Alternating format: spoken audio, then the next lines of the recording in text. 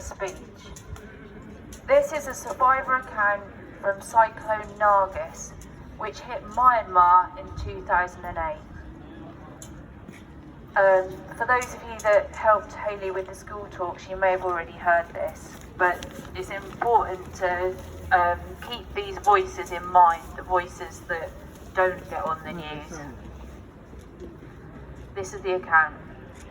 On the 2nd of May 2008, Myint I, her husband and their 2 daughters, aged 3 and 6, took their boat to a nearby island to buy wood.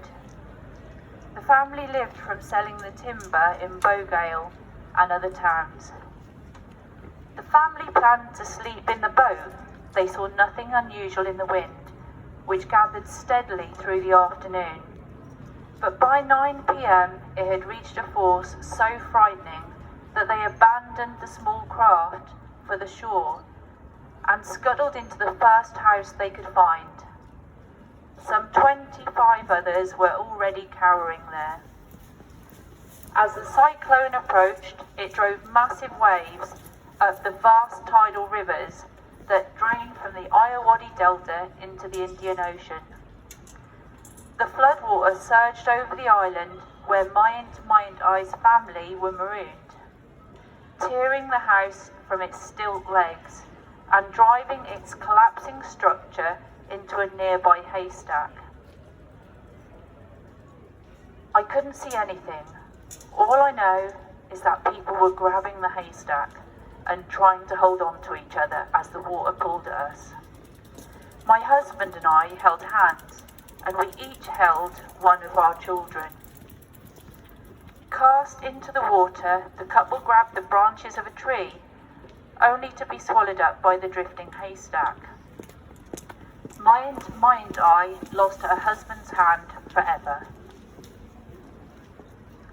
Minutes later,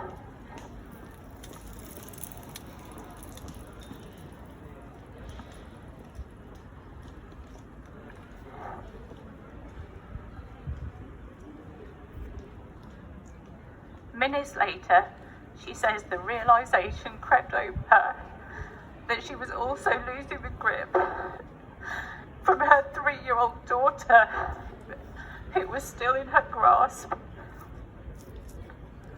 Stricken by grief, she gave herself up to the current, preferring to hold the body of her dead daughter than try to save herself.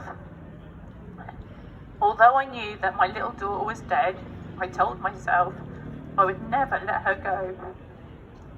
The wind and the water had been too much for her, and she became as limp as a piece of cloth. Myint I says she slipped in and out of consciousness until fortune saw her washed up on another island.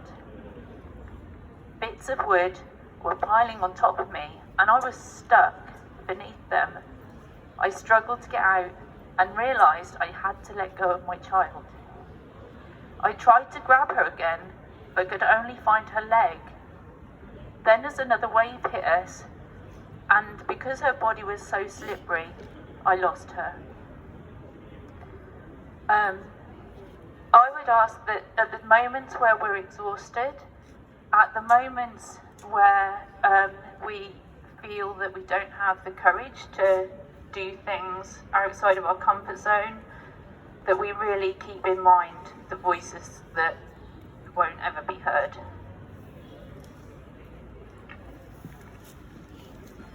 Thank you.